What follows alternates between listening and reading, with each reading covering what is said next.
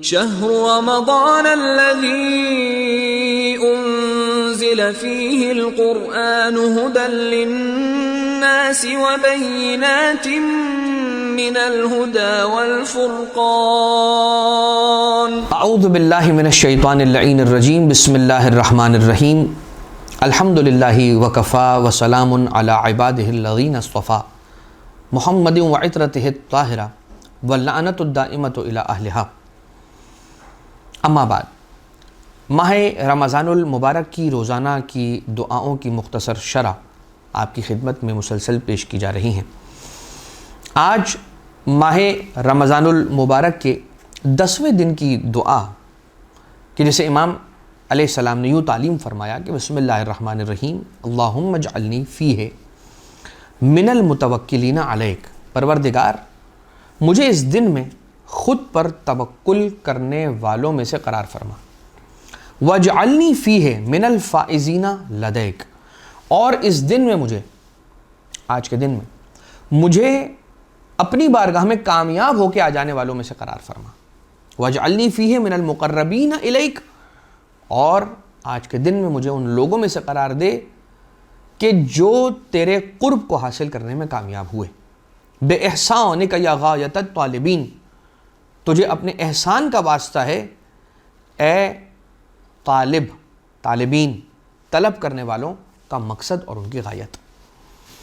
اس دعا کی تلاوت کا ثواب جو روایت میں ملتا ہے وہ یوں ہے کہ من دعا بھی، جو اس دعا کی تلاوت کرے گا، استغفر لہ کل شیء، تو کائنات کی ہر شے اس کے لیے استغفار کرے گی.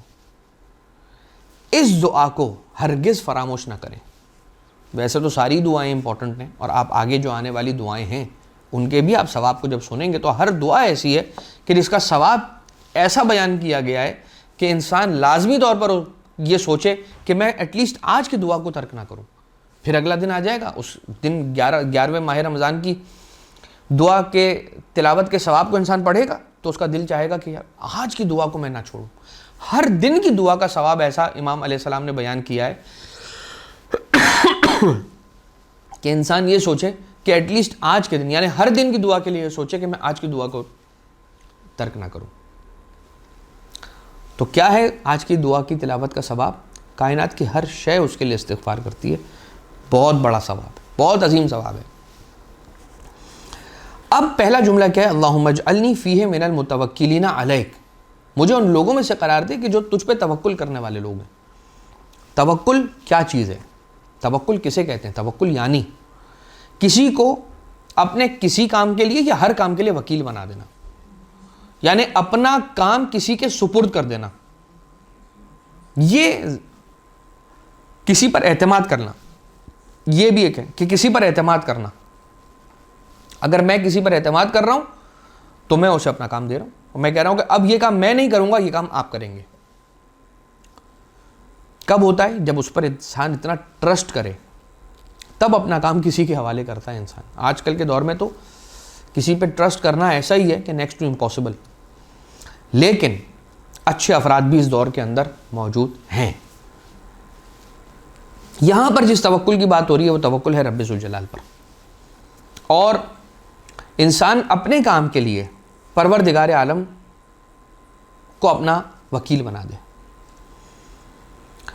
وَمَن يَتَوَكَّلْ عَلَى اللَّهِ فَهُوَ حَسْبُهُ، اور جو اللہ پر توکل کرتا ہے، اللہ پر اعتماد کرتا ہے، اللہ پر اعتبار کرتا ہے، فَهُوَ حَسْبُهُ، تو وہی اکیلا اس کے لیے کافی ہو جایا کرتا ہے. اسے پھر اور کسی کے پاس جانے کی ضرورت نہیں ہے، لوگ اس کے پاس آئیں گے جو اللہ پر توکل کرے. توکل کے معنی قطعاً ہاتھ پر ہاتھ رکھ کے بیٹھ جانے کے نہیں ہیں، اور انسان اپنی حصے کی محنت ضرور انجام دے. صرف اللہ پر توکل کر لینا کافی نہیں ہے، بلکہ انسان کی اپنی محنت بھی ضروری ہے. کہ امام علیہ السلام نے خود ارشاد فرمایا کہ توکل کہیں تمہیں کاہلی کا شکار نہ کر دے، تمہیں کاہل نہ بنا دے، سست نہ بنا دے. یہ توکل. اب مولا امیر المومنین علیہ السلام ارشاد فرماتے ہیں کہ ثلاث من کن فیہ لم یندم، یاد رکھو 3 وہ چیزیں جو اگر کسی کے اندر پائی جاتی ہیں وہ کبھی شرمندہ نہیں ہوگا, کبھی نادم نہیں ہوگا. 3 چیزیں اگر کسی کے اندر پائی جاتی ہیں. پہلا جو رکن اور پلر ہے 3 پلرز میں سے, کہ اگر کسی کے اندر یہ 3 پلرز ہیں تو وہ کبھی نادم اور شرمندہ نہیں ہوگا, کبھی پشیمان نہیں ہوگا.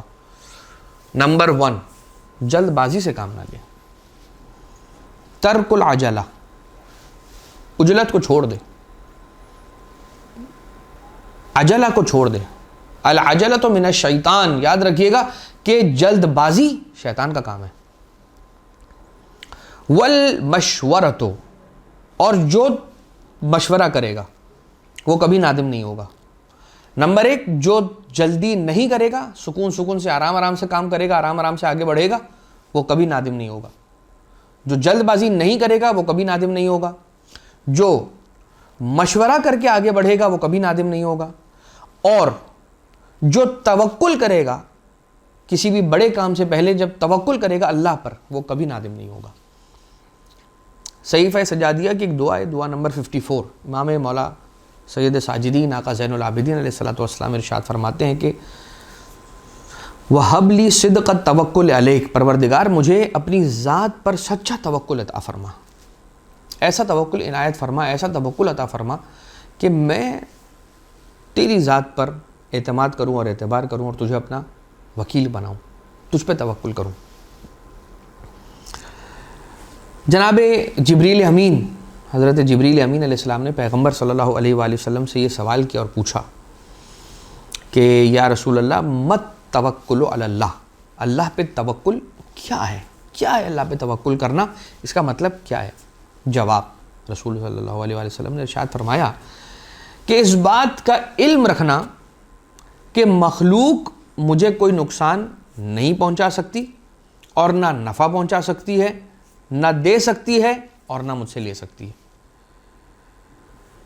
توکل اللہ پہ توکل, توکل علی اللہ کیا ہے؟ جناب جبریل پوچھ رہے ہیں کن سے؟ رسول اللہ سے صلی اللہ علیہ وآلہ وسلم. رسول اللہ نے جناب جبریل کو کیا جواب ارشاد فرمایا اس بات کا علم رکھنا کہ مخلوق مجھے نہ ضرر پہنچا سکتی ہے نہ فائدہ, مخلوق نہ مجھے دے سکتی ہے نہ مجھ سے چھین سکتی ہے. جب انسان یہ سوچتا ہے, خدا کے علاوہ کسی سے نہیں ڈرتا ہے, پھر جب انسان یہ سوچتا ہے پھر خدا کے علاوہ کسی سے نہیں ڈرتا اور کسی سے لالچ اور طمع بھی نہیں رکھتا, اور یہی خدا پر توکل ہے. وسائل الشیعہ کی روایت. اب آپ توکل کو اگر دیکھیں تو حضرت یوسف علیہ السلام کا ایک مختصر سا حوالہ ہے واقعے کا.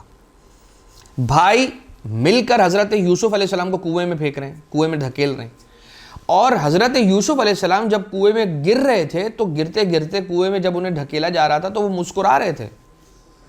ان کے بھائیوں میں سے ایک بھائی جن کا نام یہودا ملتا ہے, انہوں نے پوچھا کہ اے بھائی آپ کیوں مسکرا رہے ہیں؟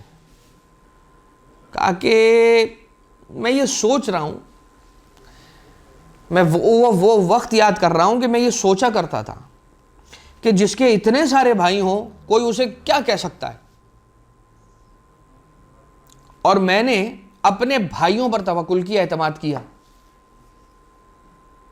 شاید اسی لیے مجھے پروردگار بتلا رہا ہے اور عبرت مجھے دے رہا ہے کہ جن بھائیوں پر تم اعتماد اور اعتبار کر رہے تھے یہی بھائی تمہیں اٹھا کر کنویں میں دھکیل رہے ہیں.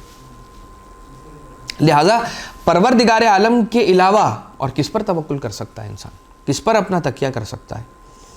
لہذا رب ذوالجلال یہ حضرت یوسف علیہ السلام سمجھا رہے ہیں کہ دیکھو وہ بھائی جن پر میں اعتماد کر رہا تھا انہی کو اللہ نے مجھ پر مسلط کر دیا, تاکہ میں جان لوں کہ خدا کے علاوہ اور کسی پر کوئی بھروسہ کرنے کے قابل نہیں ہے سوائے پروردگار عالم کے.